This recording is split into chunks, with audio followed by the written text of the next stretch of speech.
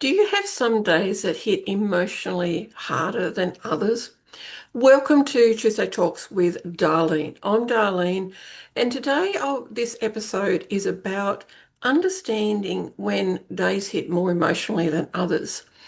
We've, have you ever had one of those days where suddenly you feel emotional, tired, irritated, exhausted, flat, overwhelmed, or even what people call sensitive? And yet you fully don't understand why. Nothing major has happened. You're still working. You're still functioning. You're still replying to the messages, emails. You're running your business and you're showing up for people. Yet underneath all of that, something feels heavy. And what makes it even harder is that many of us women immediately judge ourselves for this instead of stopping to ask what might actually be happening underneath the surface. Because sometimes emotions aren't random. Sometimes something deeper has been touched emotionally, even if we can't immediately explain it. Now, emotional triggers are often deeper than the moment. The body and the nervous system remember experiences. Emotional reactions are not always logical or conscious. Think about that. Our emotional reactions are not always logical or conscious. Our subconscious is always working. It's always there.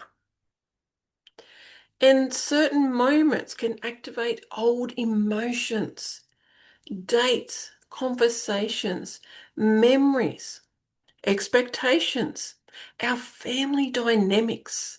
There could have been loss.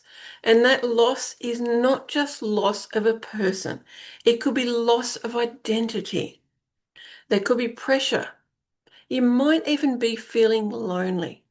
You might be comparing yourself, or there might even be disappointment.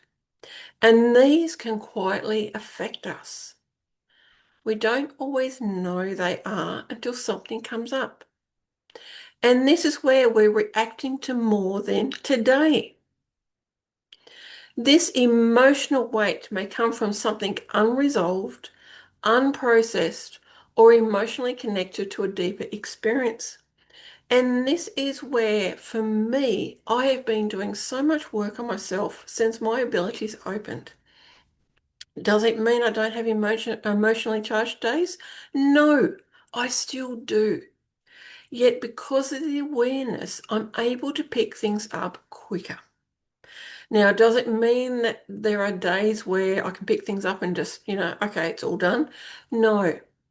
There are days where I actually will need to rest. And this is why I'm talking about this, because I want you to have the awareness. It is time we start talking about things like this. As women, and yes, I'm speaking for women, we have been taught so many things that are so wrong. We've been taught to dismiss our own emotional reactions. I shouldn't feel this way, or I should be over this by now. That was one of the things that happened to me a long time ago. Is something happened and someone said, "Aren't you over that by now?" Like, hello. The difficult part comes when that emotional activation doesn't always show up as obvious sadness. We think, okay, emotions, it should be, sadness, all that kind of stuff, it should be sadness. No. And also, when become emotionally overwhelmed, this doesn't always look like emotions. That's something to be aware of. So, emotional overwhelm doesn't always look emotional. And you might be thinking, what?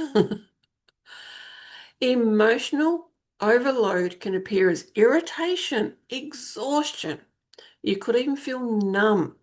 There might be brain fog. Now, remember, these can also be, I'm not talking medical. I do want you to be aware that if this is happening, also, it's up to you, but just check things out medically. There could also be procrastination, get that word out, withdrawal from society, might even be withdrawal from your business, from community, from family. You might be overworking.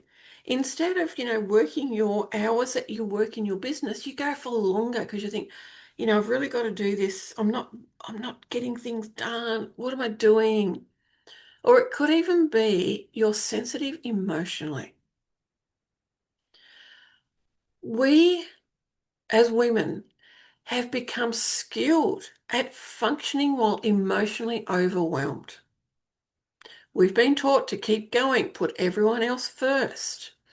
You keep producing, you keep helping, you keep leading, and you're pushing through while disconnecting from what you actually feel. Because how often have you been told, oh, you're just emotional? Oh, like things like that. And that, unfortunately, it still happens. It still happens. And remember that busyness can become emotional avoidance. And yes, I'm saying that because I've done it. I've done it myself and I still do it occasionally. I keep myself busy to avoid the emotions that are coming up for me because sometimes I don't want to go into it. Now, that's not healthy because we do want to look at what's coming up and why. We're not able to work through things if we don't. And remember that busyness could be staying productive, and it can sometimes feel safer than slowing down long enough to feel what's underneath. As I said, it can be tough. And if you've been following me for a while, you know I talk about the body and how often it signals emotions before the mind understands it. The body knows first.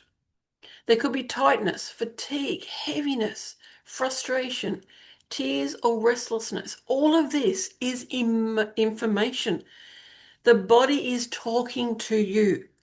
And there's books about, there's actually books written, I can't remember what it's called, The Body's Always Talking or something, and it goes into what it says. So if you're feeling pain, say in the right shoulder, it's telling you something specific. If you have a dry throat all the time, it's telling you something specific. When we stop judging the emotion, we can start responding to ourselves differently. And I do say respond because reaction for me is an emergency thing. When I react, for me, it's an emergency. That's why I talk about respond. Now it's time to start supporting yourself instead of fighting yourself.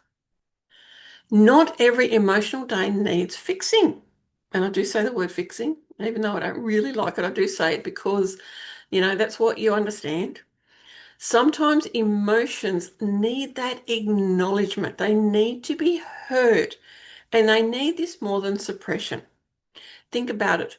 What does it feel like when you've really been heard? That is what you want. That is what your body wants. It wants to be heard. It wants to be acknowledged. These emotions are coming up for a reason.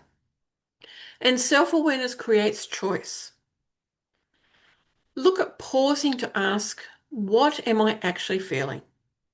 And that can change the entire experience. Our mind loves questions. It wants puzzles to solve. And you know what?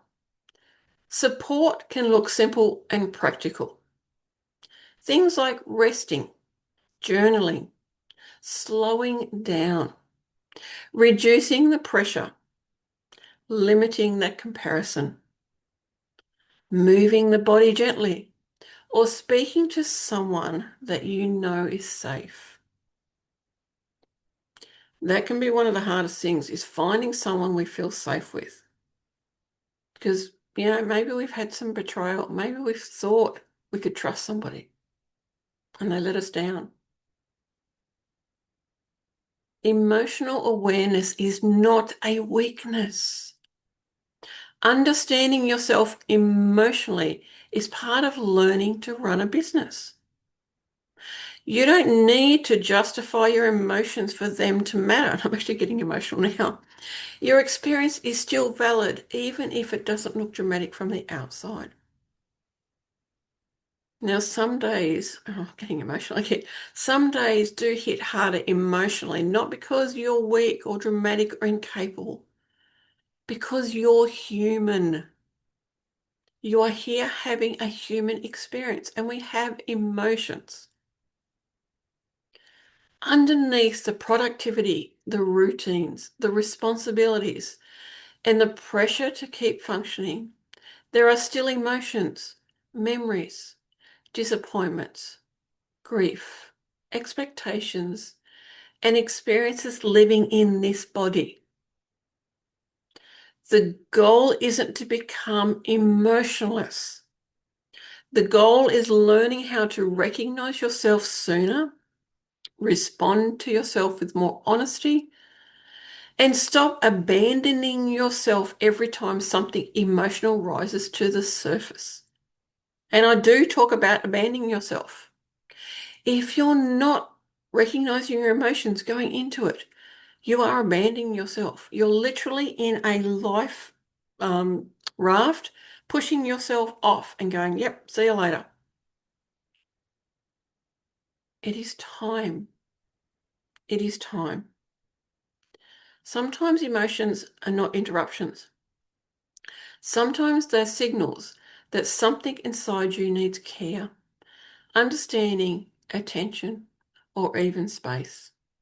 Thank you so much for watching, listening, subscribing, sharing, commenting.